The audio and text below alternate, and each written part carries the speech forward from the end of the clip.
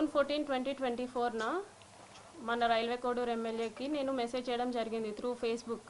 Congratulations sir అని చెప్పేసి ఆయన థ్యాంక్ యూ అని చెప్పి ఫస్ట్ డేనే నాతో 2-3 hours చాట్ చేశారు. లైక్ నైట్ 11:30 ఆ టైం వరకు చాట్ చేశారనమాట. డీటెయిల్స్ అన్నీ కనుక్కోవడం జరిగింది. ఆయన నువ్వేం చేస్తావు, ఎక్కడ ఉంటావు, పెళ్ళి అయిందా, పిల్లలు ఉన్నారా, హస్బెండ్ ఏం చేస్తాడు, ఈ డీటెయిల్స్ అన్నీ అడగడం జరిగింది. నేను చెప్పాను. లాస్ట్లో ఆయన ఫోన్ నెంబర్ ఇచ్చి నా ఫోన్ నెంబర్ తీసుకొని ఇక్కడ వద్దు టెలిగ్రామ్లో చాట్ చేద్దాము అనేసి చెప్పారు. సో నేను టెలిగ్రామ్లో మెసేజ్ చేశాను.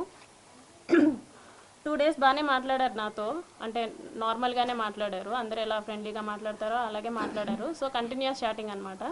2 days తర్వాత వీడియో కాల్స్ చెయ్యి, నీ న్యూడ్స్ పంపించు అని ఈ టైప్ ఆఫ్ మెసేజింగ్ చేయడం జరిగింది నాకు. సారీ సార్, నేను న్యూడ్స్ అయితే అట్లాగా పంపించలేను, వీడియో కాల్స్ కూడా నాకు కంఫర్టబుల్ కాదు అనేసి చెప్పాను అనమాట. నేను నా బాబు మాత్రమే ఉంటాం ఇంట్లో, నాకు ఒక కేర్ టేకర్ ఉంది. న్యూడ్స్ పంపించమని ఒక 3-4 days అడిగారు బాగా.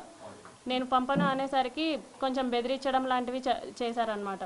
ఓకే న్యూడ్స్ పంపొద్దు, నేను నీతో మాట్లాడాలి, నన్ను పర్సన్గా మీట్ అవ్వు, ఇన్ పర్సన్లో మీట్ అవ్వు అని చెప్పేసి అన్నారు.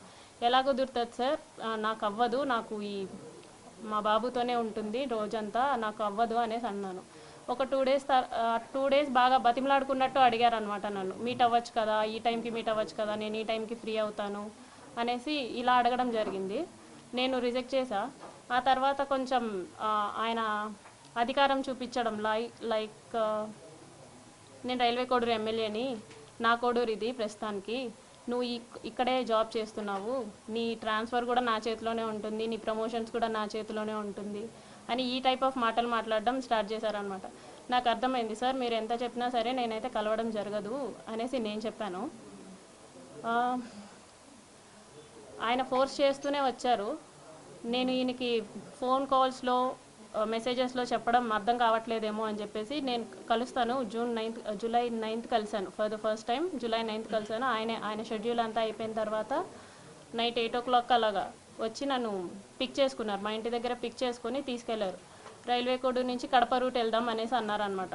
Railway Koduru to Kadapa route 90 kilometers వస్తుంది, కడప వరకు 90 kilometers వస్తుంది. సో స్టార్ట్ అయ్యాము. మా బాబుతో మా కేర్ టేకర్ ఉంది. ఇన్ ద మీన్ వైల్లో ఆయన మళ్ళీ ఎందుకు కలవని అంటున్నావు, ఎందుకు మెసేజెస్కి అలా రెస్పాండ్ అవుతున్నావు, ఎందుకంత పొగరు చూపిస్తున్నావు అని చెప్పేసి ఈ మాటలు మాట్లాడారు. రాజంపేటకు వచ్చేసరికి రాజంపేట టు బాక్రాపేట మధ్యలో ఒక డార్క్ విలేజో మరి ప్లేసో నాకు ఐడియా లేదు, అక్కడ ఆపారనమాట. ఆపిన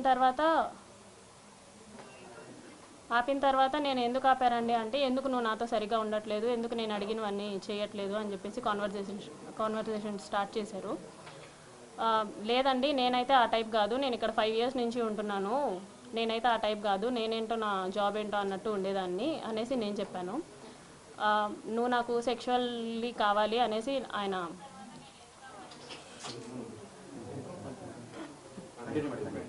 చెప్పండి కనీసం మాట్లాడివ్వండి నన్ను. ఓకే, సో ఆయన సెక్షువల్ సాటిస్ఫాక్షన్ కావాలి నాకు నీతో అనేసి అన్నారనమాట. లేదు సార్ నేను అవన్నీ చెయ్యను అనేసి చెప్పేసరికి ఆయన నా బాడీ పార్ట్స్ టచ్ చేయడానికి ట్రై చేస్తూ నన్ను ఫోర్స్ చేయడానికి ట్రై చేశారు. కార్ డోర్ ఓపెన్ చేసేలాగా నా జుట్టు పట్టుకొని ఇలా లాగారు, ఎడ్జ్ ఆఫ్ మై హెయిర్ పట్టుకొని లాగారు అనమాట. నా ఫ్రంట్ సీట్, నేను ఫ్రంట్ సీట్లో కూర్చున్నాను. రెక్లైనర్గా బెండ్ చేసేసి నా మీదకి వచ్చేసి నేను అరవబోయాను, ప్లస్ చేతులు ఇలా పట్టేసుకున్నారు, 2 చేతులు ఆయన ఒక చేతితో ఇలా పట్టుకున్నారు, కొట్టారు.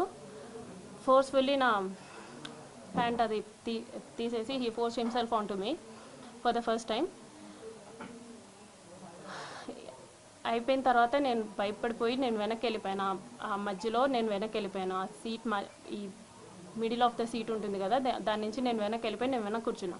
ఆయన డ్రైవ్ చేశారు, మా హోమ్కి డ్రైవ్ చేశారు. నేను దిగిపోతున్నప్పుడు చెప్పారనమాట, చాలా చాలా చేస్తున్నావు, ఇక నుంచి అట్లా చేయొద్దు, నువ్వు నా మాటే వినాలి, నేను చెప్పినట్టే చేయాలి, మీ హస్బెండ్ నిన్ను పట్టించుకోడేమో, నేను 1000 times ఎక్కువ పట్టించుకుంటాను నేను నిన్ను, సో నేను చెప్పినట్టే చెయ్యి, ఇది ఎవరికి లీక్ చేయొద్దు అని చెప్పేసి ఆ టోన్లో నాతో మాట్లాడారు. నేను దిగేశాను. For the first time on July 9th నేను కలవడం జరిగింది. దాని తర్వాత ఒక 2 days గ్యాప్ ఇచ్చి మళ్ళీ స్టార్ట్ చేశారు, కలుద్దాం, మీట్ అవుదాం అని చెప్పేసి ఈ type of messages, video calls ఆయన కంటిన్యూస్లీ వీడియో కాల్స్ నాతో చేసేవాళ్ళు. ఆయన ఏం చేసినా సరే నేను అతనితోనే ఉండాలి అనుకునేవాళ్ళు అనమాట. ఈవెన్ తింటున్నా, వాళ్ళ పీపుల్స్తో మాట్లాడినా, స్నానం చేసినా, రెడీ అవుతున్నా నేను అతనితోనే ఉండాలి అని ఒక మరి శాడిజమో ఏమంటారో నాకు తెలీదు, తను అలా కోరుకునేవాడు అనమాట.